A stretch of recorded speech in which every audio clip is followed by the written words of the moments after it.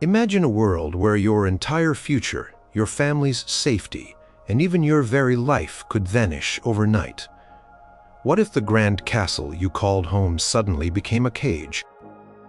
How would you survive when the powerful protectors you relied on became your greatest threat? Step back to 880, at a time of relentless political upheaval where noblewomen found themselves caught in a terrifying storm. Number 12. The ultimate pawn, used as political bargaining chips. In the chaotic landscape of 880, a noblewoman's worth was often measured not in her intelligence or her kindness, but in her lineage, her dowry, and her potential to forge alliances. Imagine being born into a world where your marriage wasn't about love or even personal choice, but a carefully calculated move on a grand chessboard of power. During times of political upheaval, this reality intensified tenfold, transforming noblewomen into the ultimate pawns in a brutal game of territorial ambition and dynastic survival. A well-placed marriage could solidify a shaky truce, bind two warring families, or even prevent a full-blown war. Conversely, a broken betrothal or a strategically annulled marriage could ignite conflicts or sever crucial alliances. This meant that a noblewoman's fate was constantly at the mercy of shifting political winds, often dictated by men who saw her as little more than a commodity. Consider the historical chronicles from this period, which are filled with accounts of princesses and countesses being promised in marriage one day only for the deal to be suddenly cancelled the next, because a new, more advantageous alliance presented itself. Or worse. Imagine being married off to a powerful lord only for your new husband's family to fall from grace suddenly. Your union, once a source of strength, becomes a liability.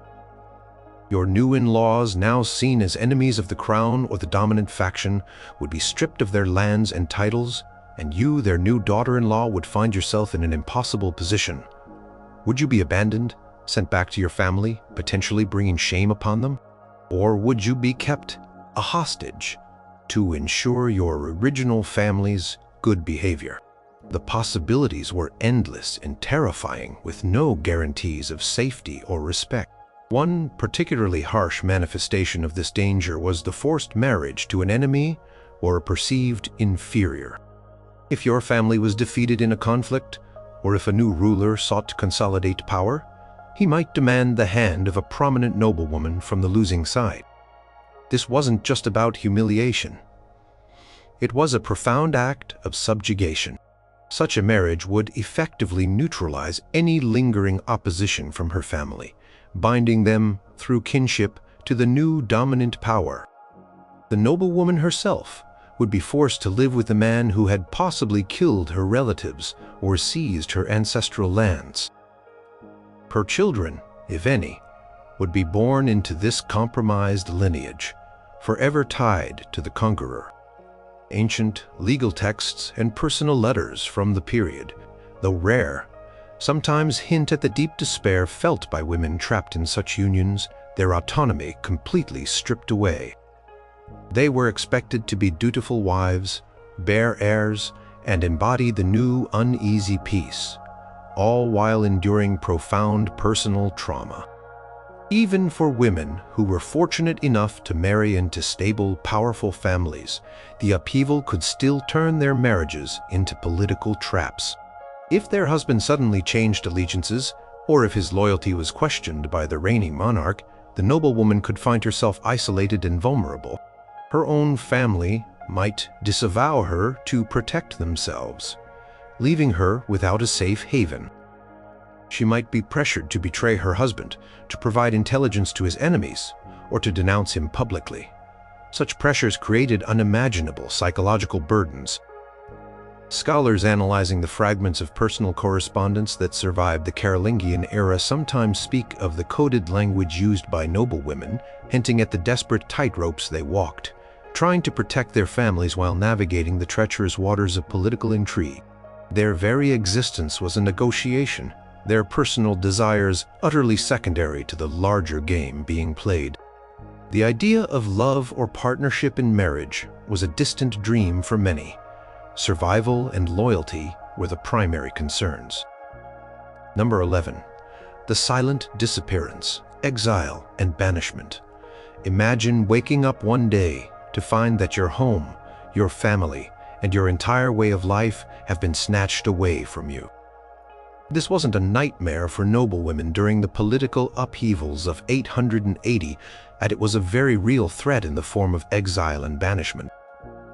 When a powerful faction fell, or a new ruler seized control, those associated with the old regime, particularly women whose husbands or fathers had been prominent, often faced immediate and severe repercussions. Unlike men who might be imprisoned or executed for treason, noblewomen were frequently banished, not necessarily as an act of mercy, but as a strategic move to neutralize their influence and prevent them from rallying support for a counter-movement. Their forced departure served as a stark warning to others who might consider opposing the new order. Exile meant an abrupt and brutal severing of all ties. A noblewoman would be stripped of her lands, her wealth, and often her retinue of servants. Her castles, her jewels, her fine clothing, all could be confiscated, leaving her with little more than the clothes on her back. The sudden transition from a life of privilege and power to one of rootlessness and dependence was profoundly traumatic. She might be forced to travel long distances, often through dangerous territories, with minimal protection. The chronicles of the time occasionally mention noblewomen seeking refuge in distant monasteries, with sympathetic relatives in neighboring kingdoms, or even in desperate cases attempting to hide among the common folk. Such accounts paint a grim picture of disorientation and fear, a constant worry about being discovered by agents of the new regime who might be tracking them. Consider the case of a countess whose husband was executed for treason. She might have inherited vast estates and commanded significant respect, but overnight, with her husband's downfall, she would become an outcast. Her dower lands, which were legally hers for life after her husband's death, could be seized by the crown or by the new faction in power. This wasn't just about material loss. It was about the loss of her legal identity and her social standing. Without land, she had no source of income, no means to support herself or her children, and no tangible representation of her noble status. She would become a dependent, forced to rely on the charity of others, perhaps even in secret, to avoid detection. This loss of autonomy, of the ability to manage her own affairs, was a crushing blow for women who had often been trained from a young age to oversee vast households and estates. Furthermore, banishment was often a solitary ordeal. While a noblewoman might initially flee with her closest companions or a few loyal retainers, the prolonged hardship of exile often led to their gradual departure. She might be separated from her children, who could be held as hostages, placed in the care of other families, or even raised by the new regime to indoctrinate them against their own parents. The psychological toll of this separation, coupled with the constant threat of capture, the uncertainty of daily survival, and the profound loneliness, is difficult to overstate. Historical accounts, though sparse on personal emotion, imply a deep, enduring sadness for those who lost everything. They often yearned for their ancestral lands, for the familiar faces of their household, and for the security that had once been their birthright. For many, exile was a living death, a perpetual state of limbo where they existed without truly living, forever haunted by the memory of what they had lost, and the terrifying uncertainty of what lay ahead. Number 10. The shattered family, children taken or lost. In the turbulent world of 880, at one of the most agonizing dangers noblewomen faced during political upheaval was the profound and often permanent loss of their children. While the image of a noble lady in her castle might conjure scenes of domestic tranquility, the reality during times of conflict was far grimmer. Children, especially male heirs, were invaluable assets in the game of power, and their welfare, or lack thereof, was directly tied to the shifting fortunes of their families. For a noblewoman, the threat of having her children taken from her, used as political pawns, or simply lost to the chaos of war, was a constant heartbreaking fear. Imagine a young son, the heir to a powerful dukedom, suddenly declared a hostage by a rival faction. He might be taken from his mother's arms and sent to live in the court of the enemy, raised under their watchful eyes, subtly, or not so subtly, indoctrinated to betray his own lineage. This was a common tactic. By controlling the next generation, a victorious power could ensure future loyalty and prevent rebellion. For the mother, this meant not only the agony of separation, but also the terrifying realization that her child might be turned against her, a stranger in blood and allegiance. Historical chronicles sometimes record desperate pleas from mothers, begging for the return of their sons or daughters, though such appeals were rarely successful. Pain of knowing her child was alive but unreachable, and potentially being molded into an instrument of her family's destruction, was an unbearable burden. Conversely, daughters were often sent away for their own protection, or as part of a preemptive political strategy. If a family sensed impending danger, they might send their daughters to distant monasteries for safety, or arrange early betrothals to powerful families in other kingdoms. While seemingly protective, this still meant a profound separation, often for years if not a lifetime. The mother might never see her daughter again, relying solely on sporadic messages carried by travelers, hoping that the political climate would eventually allow for a reunion. These forced separations, even when intended for safety, severed the vital bonds of family and left a deep emotional scar. Beyond political maneuvering, the simple chaos of upheaval also claimed countless young lives. During sieges, famine, and the widespread displacement caused by war, disease ran rampant. Children with their weaker immune systems were particularly vulnerable.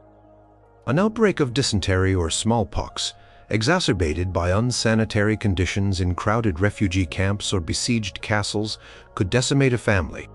Accounts from various monastic records and local chronicles from the period attest to high rates of child mortality during times of widespread conflict and instability. A noblewoman might watch helplessly as her children succumbed to illnesses that, in peacetime, might have been treatable. Constant movement of armies also disrupted farming and trade routes, leading to localized famines. Malnutrition weakened everyone, but for children, it was often a death sentence. Furthermore, in the heat of battle or during the sacking of a castle, children could be killed indiscriminately or simply disappear in the chaos. There are grim historical mentions of entire families being wiped out during the brutal retributions that followed a victory. For noblewomen who survived such horrors, the loss of their children represented not only an immense personal tragedy, but also the extinguishing of their lineage, the end of their family's name and legacy. The weight of such losses, both political and deeply personal, left many noblewomen forever scarred, forced to live in a world that had stolen their most precious treasures. Number 9. The hidden blade. Espionage and treachery. In the complex tapestry of power during 880, and not all dangers came with the clanging of swords or the storming of castle walls. For noblewomen, a far more insidious threat lurked in the shadows. Espionage and treachery. While often overlooked in historical accounts, focusing on battles and political maneuvering, women were frequently at the heart of secret networks, either as targets of intrigue or, terrifyingly, as unwitting participants or even agents themselves. Their unique access to private conversations, their roles in managing households, and their perceived lack of direct political power often made them ideal conduits for gathering sensitive information, or perfect victims of manipulation. Imagine a noblewoman isolated in her lord's court, perhaps far from her own family. Her husband, a powerful duke, is a key player in the ongoing political struggles. She might overhear whispers at dinner, catch fragments of conversations between her husband and his most trusted advisors, or simply observe the comings and goings of important messengers. This seemingly innocent information could be invaluable to a rival faction. Spies, often disguised as servants, merchants, or even visiting dignitaries, would infiltrate households, subtly befriending noblewomen or their closest attendants to extract information. They might play on a woman's loneliness, her desire for news from her distant family, or even her grievances, subtly probing for details about her husband's plans, his vulnerabilities, or the strength of his alliances. The hidden blade here was not just physical. It was the betrayal of trust, the manipulation of relationships, and the weaponization of personal information. Even more terrifying was the prospect of being directly coerced into espionage. If a noblewoman's family was held hostage by an enemy, or if she herself was captured, she might be forced to become an unwilling informant. She would be sent back to her husband's court, compelled to report on his activities, his troop movements, or the loyalty of his vassals. Penalty for refusal would be severe, often involving threats against her loved ones or her own life. This placed noblewomen in an impossible moral dilemma: betray their husband and family or risk terrible consequences for those they held dear. Such situations fostered an intense psychological pressure, forcing them to live a double life, constantly on edge, fearful of discovery. The internal conflict, the constant fear of being caught, and the guilt of betraying trust must have been an immense burden. Conversely, a noblewoman could also become a target of treachery from within her own household. A disgruntled servant, a jealous rival within the family, or even a disillusioned vassal could turn informant, selling secrets about her family to the highest bidder. A false accusation of infidelity, of poisoning, or of plotting against the Lord could be devastating, leading to imprisonment, disinheritance, or even execution. The fragility of reputation was immense in this era, and a well-placed lie, amplified by rumor and political expediency, could unravel a woman's life entirely. She had to be constantly vigilant, discerning true loyalty from veiled ambition, a task made exponentially harder during times of widespread suspicion and shifting loyalties. The fragmented historical records sometimes hint at these shadowy dealings, referencing certain ladies who were involved in intelligence gathering, or treacherous women who were punished for their alleged disloyalty. While direct evidence is scarce, it speaks to the pervasive nature of intrigue. For noblewomen, the threat of espionage and treachery meant that trust was a luxury they could ill afford. Every conversation held a potential trap. Every new face, a potential spy. Their very presence in powerful households made them both valuable assets and terrifyingly vulnerable targets in the invisible war of secrets that raged alongside the open conflicts. Number 8. The empty vault, economic ruin, and poverty. For noblewomen in 880, a life was supposed to be one of relative comfort, surrounded by wealth, servants, and the security of their families' estates. However, during periods of intense political upheaval, this protective bubble could burst with alarming speed, leaving them staring into the terrifying abyss of economic ruin and abject poverty. Unlike their male counterparts, who might fight to retain their lands, a noblewoman's economic stability was almost entirely dependent on her husband's or father's fortune, and if that fortune collapsed, she was left with little to no recourse. The empty vault wasn't just a metaphor. It was a terrifying reality that meant starvation, homelessness, and a complete loss of status. Imagine a powerful duke, a key figure in the realm, who backs the losing side in a civil war. When the victorious faction takes power, one of their first acts would be to confiscate the lands and assets of their defeated enemies. This wasn't just about punishment. It was about consolidating wealth and power. The duke's castles, his vast agricultural estates, his gold and silver reserves, all would be seized by the crown. His wife, the duchess, would be stripped of everything. Her extensive wardrobe, her jewels, Her household goods, even the dowry she brought into the marriage, could be deemed forfeit. While traditionally a dower, which was property set aside for a widow's support, was legally protected. During times of lawless upheaval, such protections often vanished. The new rulers simply ignored them, seeing an opportunity to enrich themselves and cripple any remaining opposition. The immediate consequence of such confiscation was a rapid descent into destitution. A noblewoman accustomed to commanding a large household, overseeing vast resources, and living in opulent surroundings would suddenly find herself with nothing. Her servants, unable to be paid or fed, would disperse. Her network of tenants and vassals who provided income and loyalty would transfer their allegiance to the new lord of the lands. She would have no source of income, no means of feeding herself, and no place to live. Such a reversal of fortune was not just a material hardship. It was a devastating blow to her identity and her social standing. A noblewoman without land was barely a noblewoman at all in the eyes of society. Furthermore, economic ruin could also be a slow, agonizing process rather than a sudden confiscation. Prolonged warfare disrupted trade routes, destroyed farmlands, and depleted resources. Even if a family retained their lands, the ongoing conflict could make them unproductive. Farmers might be conscripted into armies, or their fields might be trampled by marching troops.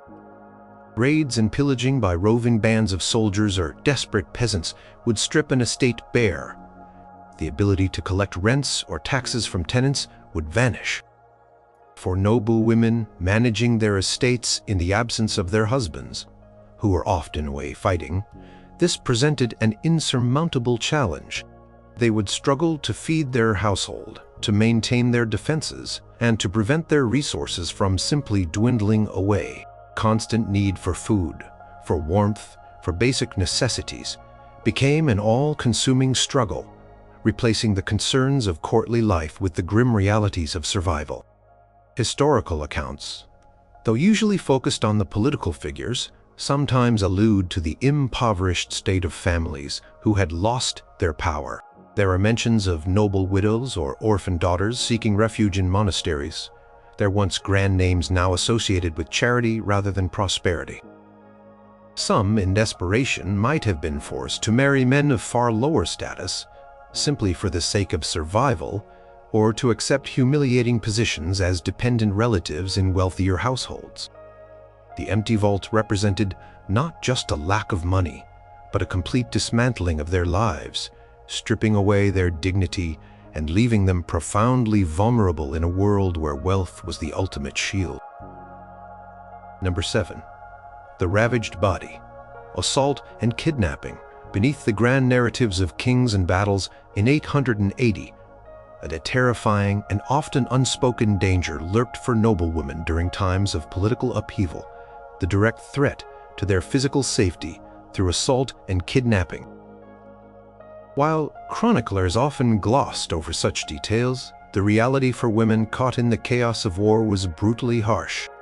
When central authority weakened and armies or desperate bands of men roamed the land, noblewomen, by virtue of their status, became targets of opportunity for ransom, for forced marriage, or for brutal acts of violence that left them irrevocably scarred. Imagine a castle under siege, its defenses crumbling. When the walls were breached, or a city was sacked, the ensuing chaos was a terrifying free for all. While men might be killed or captured for ransom, women were often subjected to far worse fates. Historical accounts, though careful with their language, sometimes refer to the violations or dishonoring of women during such events. This euphemistic language often masked widespread sexual violence, a grim reality of warfare throughout history.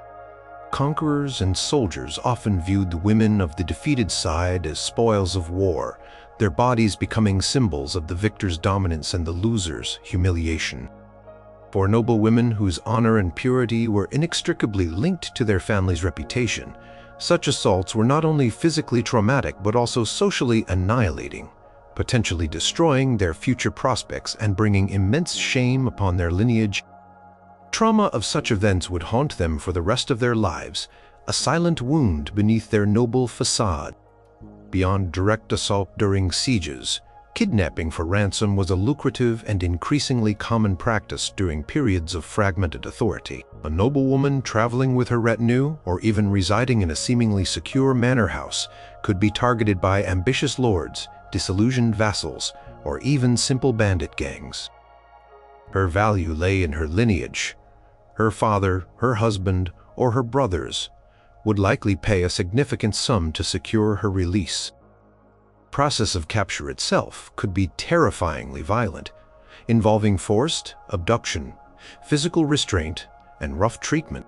During captivity, the conditions would be dire, often involving inadequate food, harsh confinement, and the constant fear of further violence or a failed rescue attempt. The longer the negotiations for ransom dragged on, the greater the physical and psychological toll on the captive. Another terrifying form of kidnapping was for forced marriage. If a powerful lord coveted the lands or alliances of a particular noble family but faced resistance, he might resort to abducting a daughter or sister and compelling her into marriage. Such an act was not just a personal violation, but a brazen act of political aggression. The abducted noblewoman would be forced to marry her captor, thereby legitimizing his claim to her family's lands or creating a new unwanted kinship bond. Her resistance would be met with threats, often against her family, leaving her with no choice but to comply. These marriages were often devoid of consent, built on fear and coercion, and deeply traumatic for the women involved, forcing them to live with their tormentors and bear their children. Historical chronicles sometimes mention the carrying off of noblewomen, or their seizure by various factions, hinting at these dark realities. While specific details of these atrocities are often omitted or veiled by the language of the time, their widespread occurrence is undeniable. For noblewomen, the threat to their bodies was a constant, visceral fear, turning every journey into a potential ambush and every conflict into a direct threat to their very being, a danger that could destroy their honor, their future, and their spirit. Number 6. The crumbling walls, loss of protection and security in 880, and a noblewoman's security was intrinsically tied to the strength and stability of her family's power, primarily manifested in the formidable walls of their castles and the loyalty of their armed retainers. During times of political upheaval, however, these very foundations of safety could crumble, leaving noblewomen exposed to a bewildering array of threats. Crumbling walls weren't just about literal structural damage. They symbolized the erosion of the entire system of protection that noblewomen relied upon, transforming their once secure homes into perilous traps. Imagine a powerful count, the lord of a vast territory, who suddenly finds himself on the losing side of a dynastic struggle. His armies might be decimated, his vassals might desert him, and his castles, once impregnable symbols of his authority, could become targets. If he was killed in battle or executed, his household, including his wife and daughters, would lose their primary protector. The standing army, which provided security, might disperse or switch allegiance, leaving the castle vulnerable. Without a strong male presence and a loyal fighting force, even the thickest stone walls offered little defense against roving bands of vengeful enemies, opportunistic bandits, or even desperate peasants driven to plunder by famine. The noblewoman, accustomed to a life guarded by a robust military presence, would suddenly find herself in a world where no one was reliably coming to her aid. The loss of protection also extended beyond the physical defenses of the castle. The legal framework that offered some semblance of order during peacetime often dissolved during periods of intense conflict. Charters and customary laws that protected a noblewoman's dower lands, her inheritance rights, or her personal safety might be ignored by those wielding new power. There would be no higher authority to appeal to, no king or emperor whose justice could be relied upon. Her pleas for help might fall on deaf ears, or worse, be met with contempt by those who now held sway. This erosion of legal and social protection left noblewomen in a terrifying vacuum, where might made right and their status afforded them no shield against brute force. Furthermore, the very people sworn to protect them could become a source of danger during civil wars. Loyalties shifted like sand.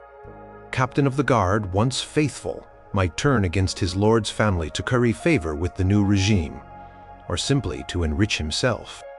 Servants might betray their mistresses, revealing hiding places or valuable possessions to marauding soldiers. Even relatives could prove treacherous, seeking to seize power or wealth in the ensuing chaos. The walls that once offered security could thus become permeable, filled with hidden threats from within, making it impossible for a noblewoman to know whom she could truly trust. This internal breakdown of loyalty was as terrifying as any external assault. Historical chronicles often describe the sacking of castles, the burning of manors, and the desperate flight of noble families from their ancestral homes. While these accounts focus on the grand events, they imply the terrifying reality for the women left behind or forced to flee. They had to navigate a world where their traditional safeguards had vanished, where the very concept of home no longer meant safety, and where their survival depended on their own ingenuity, luck, and the fleeting kindness of strangers. Crumbling walls were a stark reminder that in times of upheaval, no one, regardless of birth, was truly secure. Number 5. The shackled spirit, imprisonment, and captivity. Beyond the physical threats and economic ruin, noblewomen during the political upheavals of 880 had faced a profoundly terrifying psychological ordeal: imprisonment and captivity.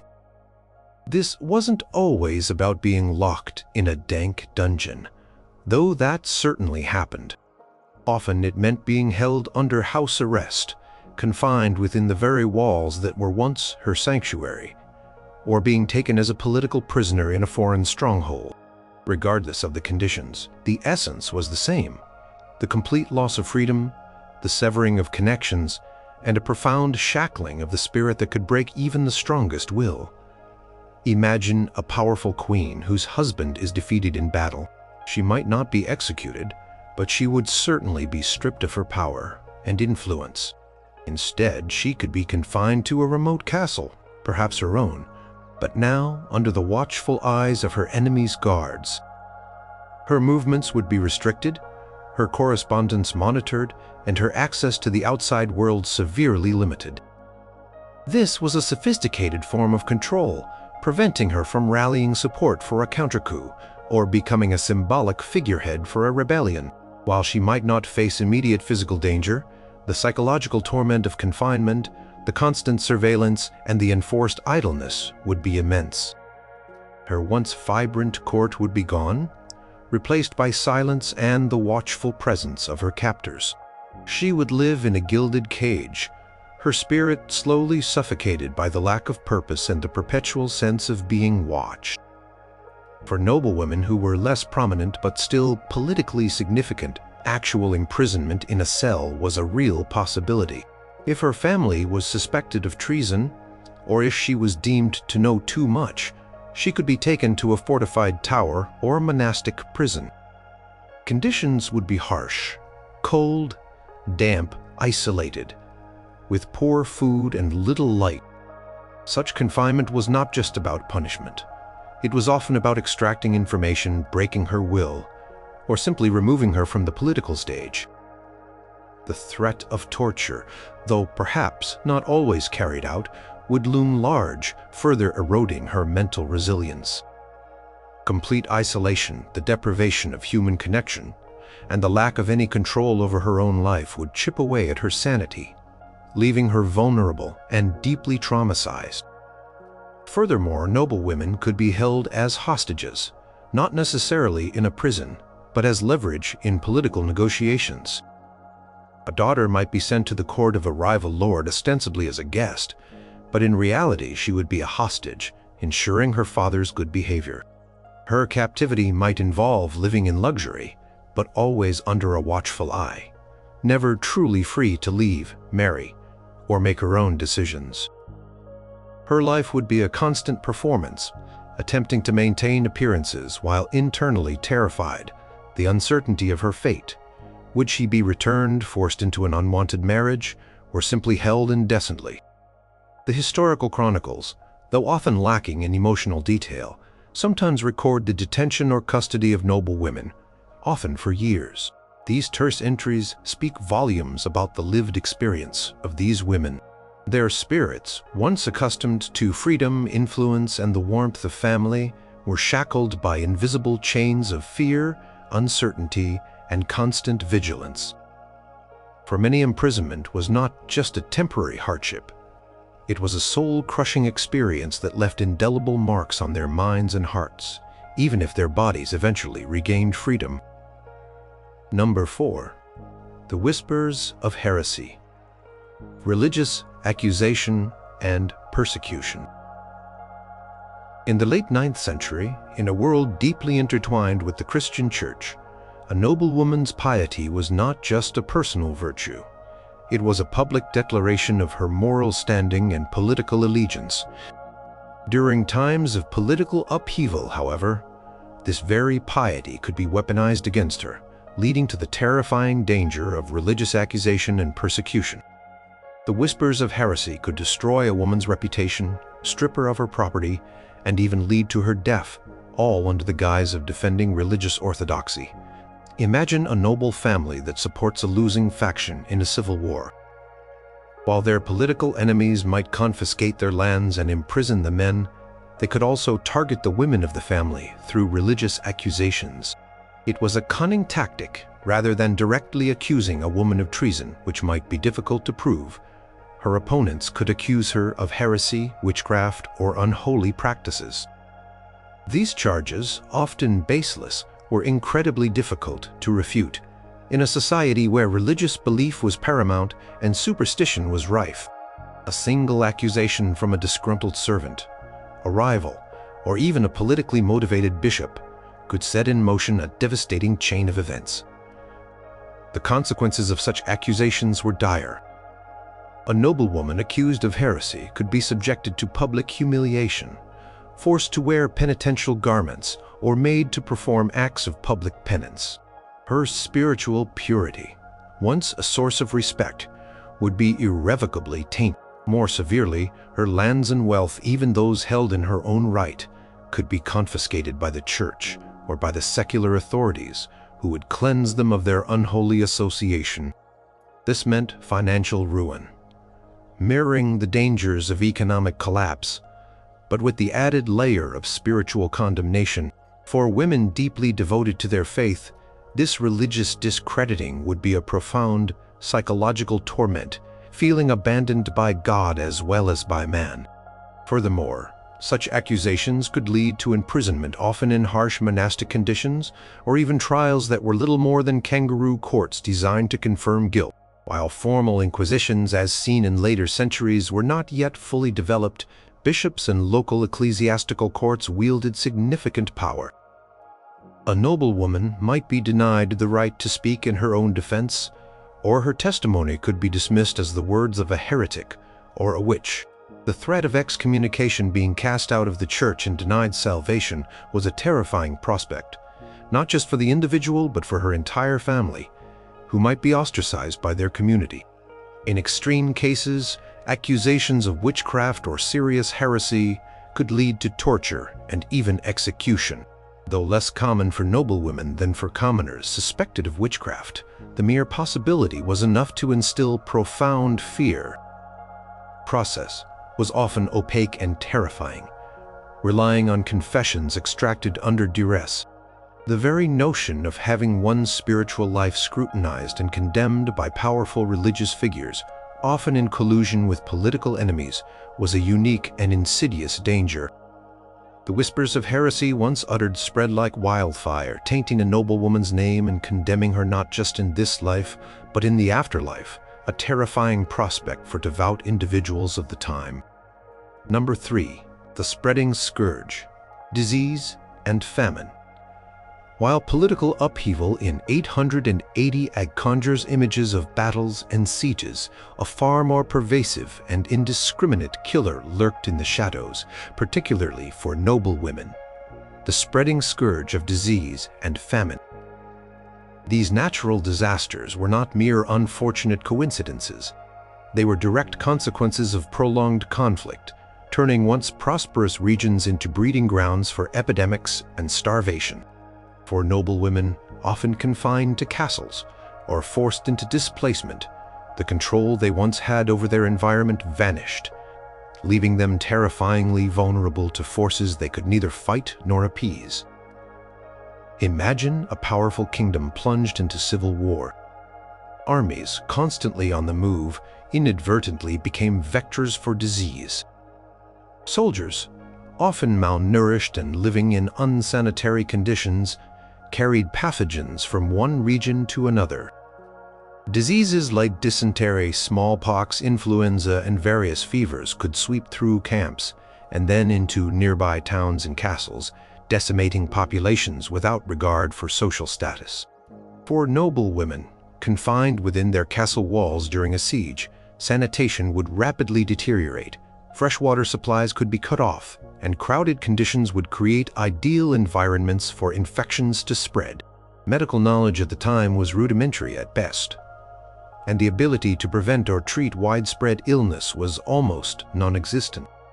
A noblewoman might watch helplessly as her children, her husband, her loyal servants, and even she herself succumbed to an illness that modern medicine could easily cure. Beyond disease, famine was an equally terrifying consequence of prolonged upheaval. Warfare disrupted every aspect of agricultural life. Farmers were conscripted into armies, leaving fields untended. Grain stores were seized by warring factions to feed their troops, or deliberately destroyed as a tactic to starve out the enemy.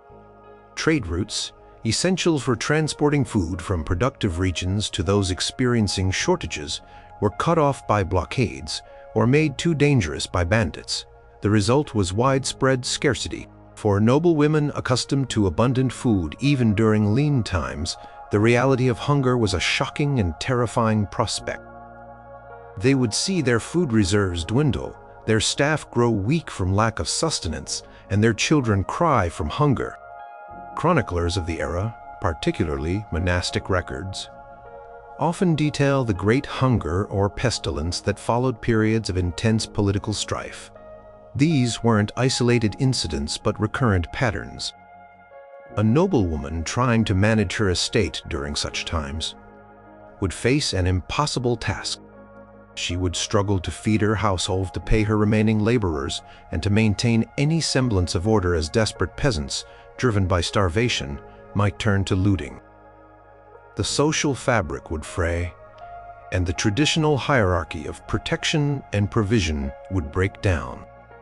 The sight of emaciated people, the constant struggle for meager scraps, and the pervasive smell of death would become the grim backdrop of her daily life. For noblewomen, the threat of disease and famine was particularly insidious because it was an enemy they couldn't fight with swords or diplomacy. It was an unseen force, eroding their strength and stealing their loved ones, leaving them powerless and vulnerable in a world turned upside down by the very conflicts that defined their lives. These silent scourges were often more deadly and certainly more widespread than any battle, leaving a trail of devastation that lingered long after the political dust had settled. Number 2. The executioner's shadow, treason and capital punishment.